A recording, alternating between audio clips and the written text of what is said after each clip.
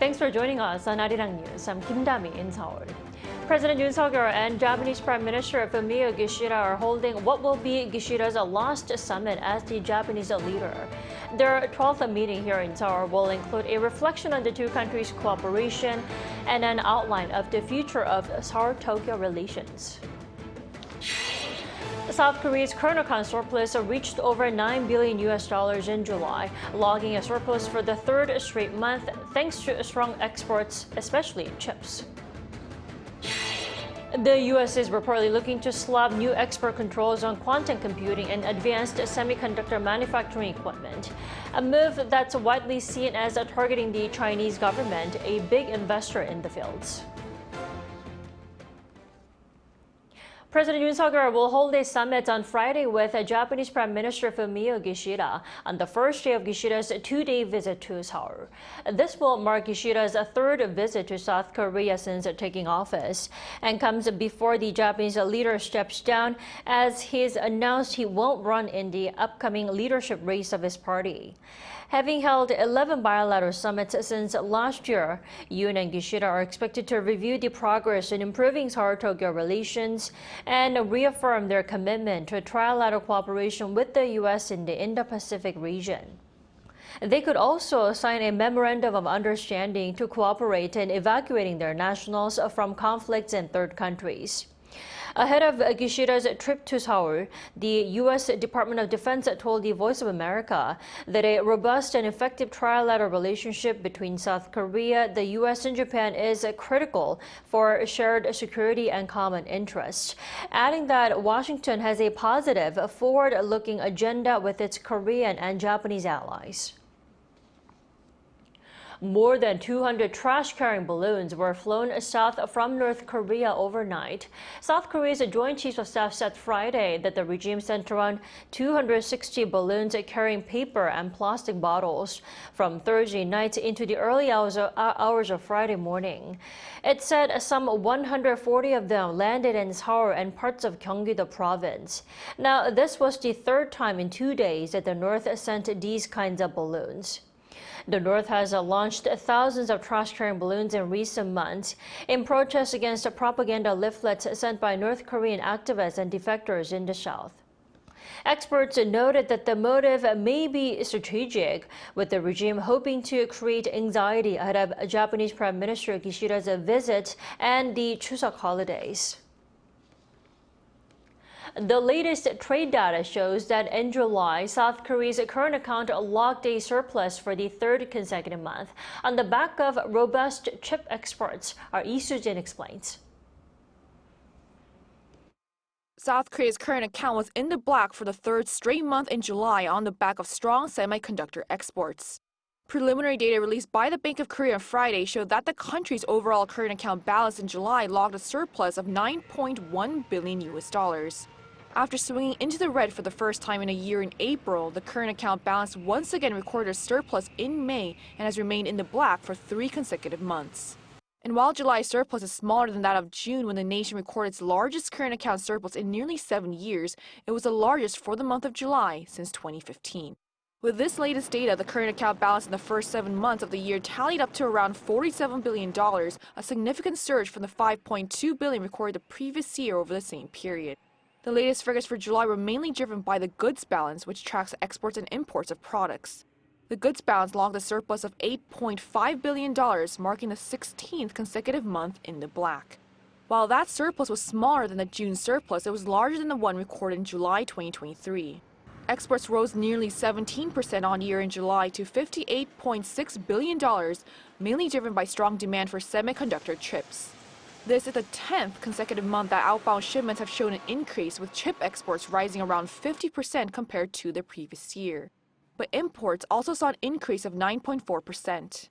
The services balance once again recorded a deficit amounting to $2.4 billion, which was similar to the previous year when it came to $2.6 billion, but larger compared to 1 month ago when it logged $1.6 billion.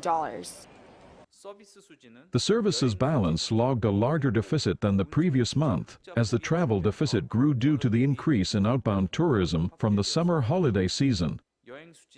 The Bank of Korea official also projected that the current account will record a surplus in the second half of the year as exports are expected to remain strong with the continued recovery in the global manufacturing sector.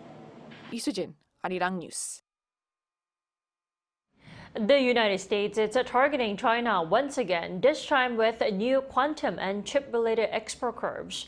The rules are less likely to impact South Korean companies. Pansy reports. The United States unveiled new controls on the exporting of advanced technologies that are crucial to its national security.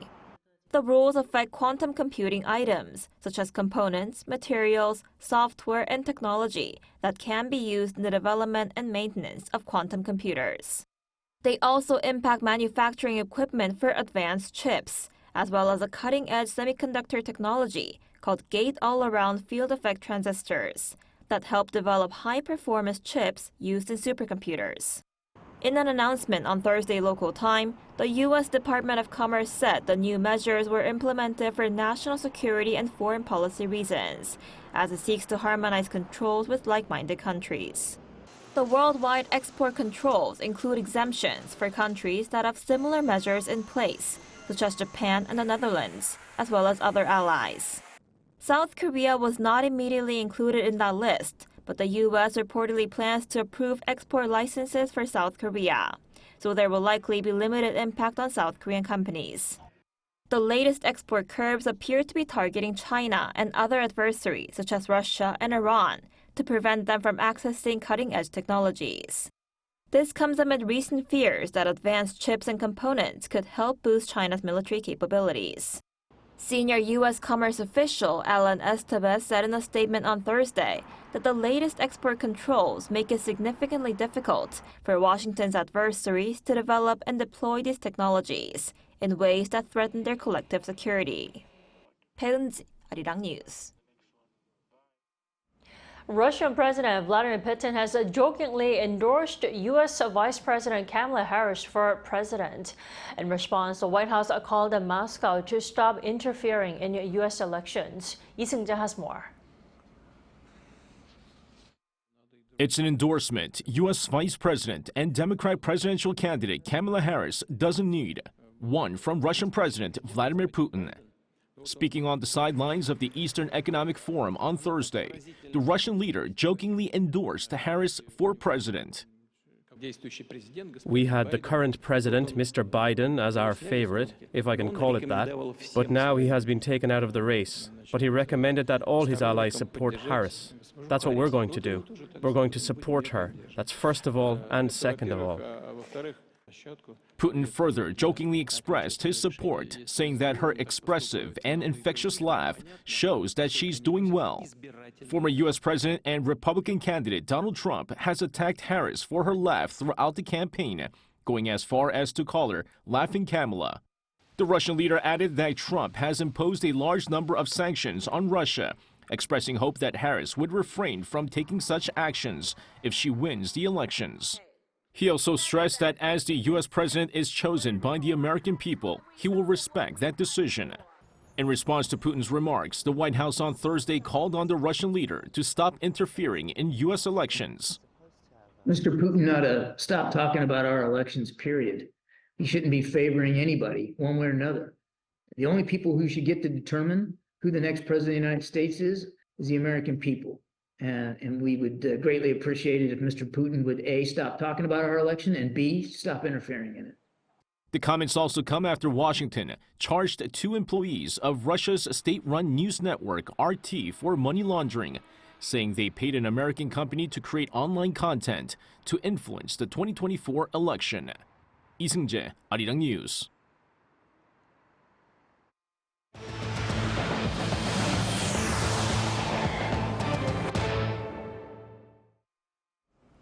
President Yoon Suk-yeol resumed his policy dialogue on Thursday, now this time over in Gwangju City. There, he pledged to further foster with the city with a focus on AI and culture. Kim Do-yeon explains. After a 2-month pause, President Yoon was back on the road on Thursday for a public policy dialogue. This time in the southwestern city of Gwangju, he focused on 2 industries to foster the city further: AI and mobility-based advanced technology and culture. In fact, the dialogue was held at Gwangju Institute of Science and Technology. 저는 오늘 광주의 새로운 미래를 열어갈 3가지 비전을 제시하겠습니다. 첫째는 AI와 모빌리티로 미래 산업을 선도하는 첨단 기술 도시. 둘째는 문화로 빛나는 글로벌 문화 허브 도시이며, 셋째는 시민이 살기 좋은 활력 넘치는 도시입니다. For AI mobility, Yoon made sure that the government will put in 53.4 billion Korean won, or around $40 million as per the plan, to support Gwangju's autonomous driving specialized materials and components district, which received designation in July 2023. President Yoon also issued direct orders on the spot, as is the nature of these policy dialogues, when a business owner suggested more administrative help is needed, such as lifting greenbelt restrictions for industries. We are concerned that if approval and certification do not come by 2026 as scheduled, we won't be able to build the factory and expand globally. 그 그린벨트 해제 전제 조건에 관한 하여튼 협의를 꼭 마무리해서 올해 안에는 완결칩시다. As for fostering the city as the nation's cultural hub, President Yoon pledged to put in 118 billion Korean won, or more than $88 million, for a new Biennale exhibition hall in the city. Gwangju Biennale, started in 1995, has become Asia's oldest biennial of contemporary art and also one of the world's top 5. The Minister of Culture, who also joined the dialogue, emphasized the city's potential, as it's already known for landmarks and activities. Local 100 is actually designating 100 local landmarks and sites, but Gwangju actually has 5 designated. This is an amazing thing. Many other cities only have 1 spot. In the meantime, President Yoon also pledged to make sure local public transport is expanded and upgraded along with the development. For example, as there will be the city's first shopping complex in 2027, Yoon pledged to make sure it's accessible to the public and doesn't create too much traffic. Kim Do-yeon, Arirang News. As part of Seoul's pilot program to help plug the shortage of domestic caregivers and lift parents' burden on childcare, 100 Filipino caregivers arrived in the country last month and this week started to work. Our economics correspondent Moon Hae-ryun has the details. Last month, 100 Filipino women landed at Incheon Airport as part of the government's efforts to address the demographic time bomb. Since their arrival, they've taken mandated caregiver training run by the government to prepare them for the work they'll be doing for the next 6 months. The competition to be selected to employ their services was fierce, with 731 South Korean households applying and only 157 selected. The majority of those chosen for the pilot program were working parents with more than 1 child, with the target groups being working, single or expecting parents. Caregivers can be hired for 4 or 8 hours a day, and based on a 40-hour working week, their monthly wages total 2.38 million Korean won, or nearly $1,800. At 0.72 last year, the country's fertility rate remains one of the world's lowest and far below the level needed for a stable population. Experts point to demanding jobs, stagnant wages, and rising living costs as key factors. Dual-income households have surged as a result, surpassing 6 million last year, with over half of families with young children having both parents working full-time. But despite growing demand for childcare services, the government says there's a shortage and existing options are too costly. This pilot program aims to tackle this issue, but $1,800 per month is no small sum for the average parent in South Korea, and is being seen as one of the reasons why many households that applied and were selected for the pilot program were located in the capital's wealthier areas. Yet lowering costs could lead to other problems. Reducing wages could make it more difficult to secure workers, as foreign domestic workers have many other options once they get into Korea. Vague guidelines of work for Filipino caregivers, which restrict them to childcare, have also been raised as an issue. This may have contributed to 15 households cancelling on the first day, though no official reasons were given. However, experts note that as a pilot program, it offers a chance to improve and could serve as a model for addressing broader demographic issues. It would be more realistic to view this as a policy experiment to test how foreign workers can be utilized in caregiving services for the elderly population in a super-aging society. The government plans to bring in up to 1,000 caregivers by 2028 if this pilot takes off, but discussions are still underway. 문혜련, Arirang News. South Korea's Kim Gyutae won the 2024 Paris Paralympics men's table tennis singles gold on Thursday, defeating Chinese Taipei's Zhang Boyan 3-1. Kim lost the first set 11-3 before coming back to win the next 3 sets to claim gold. The win marks South Korea's 5th gold medal at the Paralympics, matching the gold set before the games began. Kim, who has an intellectual disability, began playing table tennis in 3rd grade. He quickly became one of the top para-athletes in the sport, winning 3 gold medals at the 2022 World Para-Table Tennis Championships. Now on the culture front, at this time of the year, nights here in the capital get brighter thanks to a festival that displays media art on Dongdaemun Design Plaza's wider exterior wall. Our Park Gwangju takes you there.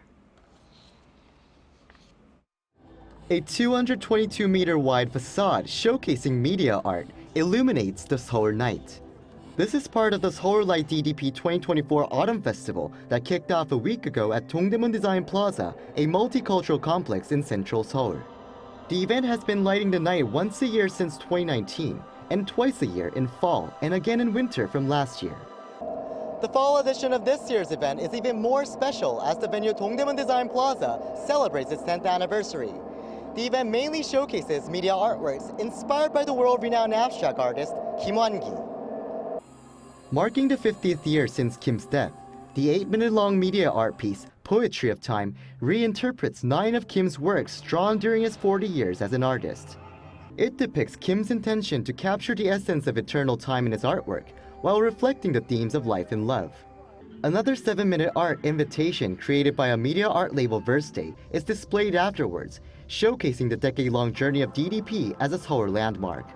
At the site, other artworks created by renowned artists from Australia, the UK, and Switzerland are also displayed for people to enjoy.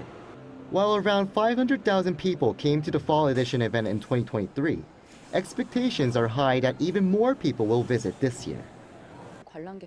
The event has brought nearly 20% more people compared to last year. This weekend is estimated to be the peak, so we predict the total number of visitors to exceed 20%. Among those visitors, it was easy to spot travelers from other countries. It's very abstract for my taste, but it's very exciting, new, and especially like for an art form that shows the building itself in the nightlife of Seoul. The more I look at it, the more I want to see it. I came here by chance but kept watching it. The silhouette, color and movement made me absorbed into the art. The festival runs every night from 8 p.m. to 10 p.m. until Sunday, so why not enjoy the night vibe of Seoul with inspirational media art? Park Gwangju, Arirang News.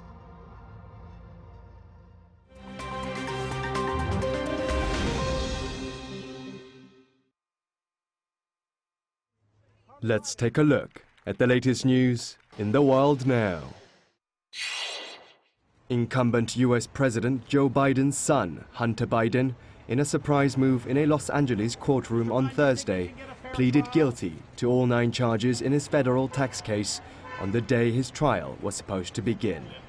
The 54-year-old pleaded guilty to 1 charge of felony tax evasion, 2 counts of felony filing fraudulent tax returns, 2 misdemeanor counts of failing to file tax returns, as well as 4 misdemeanor counts of failing to pay taxes, totaling some $1.4 million from 2016 to 2019.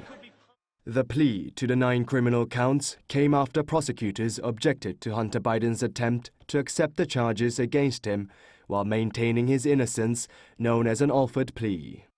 Instead, Biden opted for an open plea, leaving the fate of his sentencing in the hands of the court without any prearranged recommendation from prosecutors. Los Angeles District Judge Mark Scarsi said the maximum penalty would be 15 years in prison and that fines could range from $500,000 to $1 million. In what marks Hunter Biden's second federal criminal proceeding this year, President Joe Biden has continually said that he will not pardon his son in either of his cases. Biden is set to be sentenced on December 16th, 1 month before his father leaves office. French President Emmanuel Macron has named Michel Barnier, a veteran conservative politician and the European Union's former Brexit negotiator, as the country's new prime minister. After almost 2 months of a caretaker government following the political stalemate from France's snap elections, Macron on Thursday tasked the new PM with forming a new government.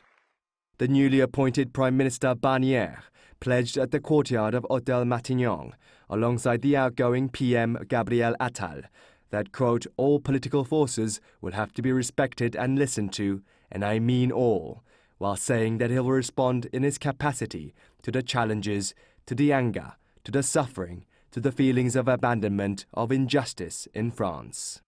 He now faces his first challenge of drafting France's 2025 budget to be submitted to the National Assembly by October 1st. 73-year-old Barnier is the oldest prime minister in France's modern political history, while his predecessor Gabriel Attal was the youngest. Now the Democratic Republic of Congo has received its long-awaited first batch of Mpox vaccines.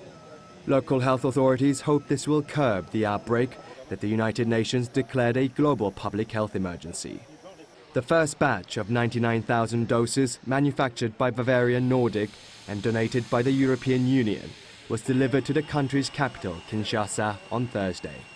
According to the EU Health Emergency Preparedness and Response Authority, an additional delivery of some 100,000 doses will allow a total of 200,000 doses to be distributed in the DRC.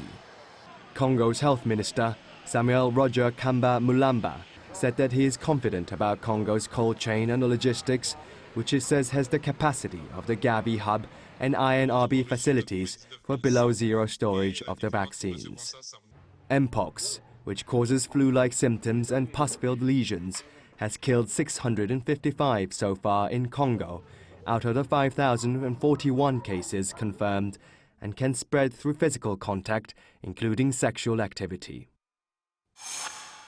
Ugandan Olympic marathon runner Rebecca Cheptegei has died days after she was doused in petrol and set on fire by a former boyfriend.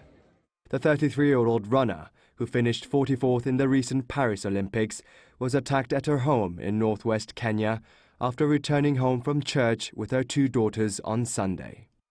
While local police said an investigation is underway, a report by a local administrator suggested that the athlete and her ex-partner had been in a disagreement over a piece of land.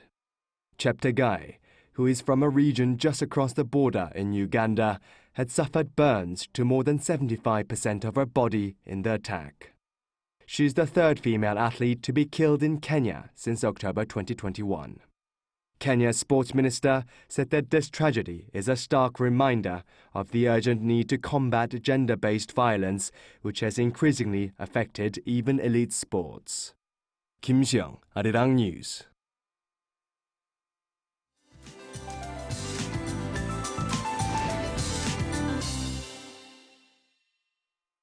Good afternoon. The late summer heat wave continues in most parts today. Daegu and nearby areas saw afternoon temperatures hitting above 35 degrees Celsius yesterday.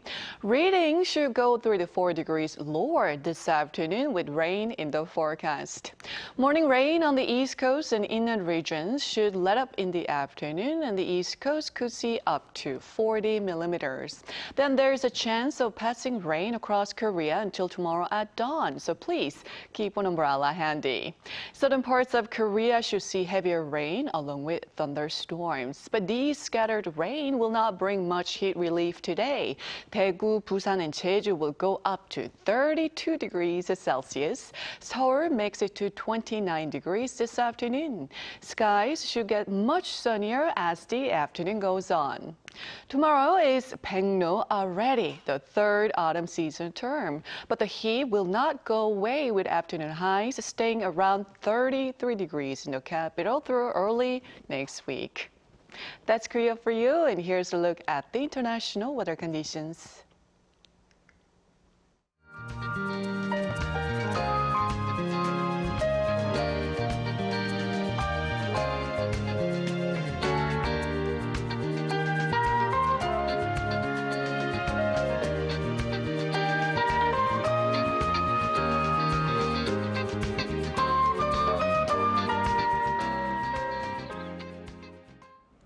That wraps up our midday edition of Arirang News. Thanks for watching.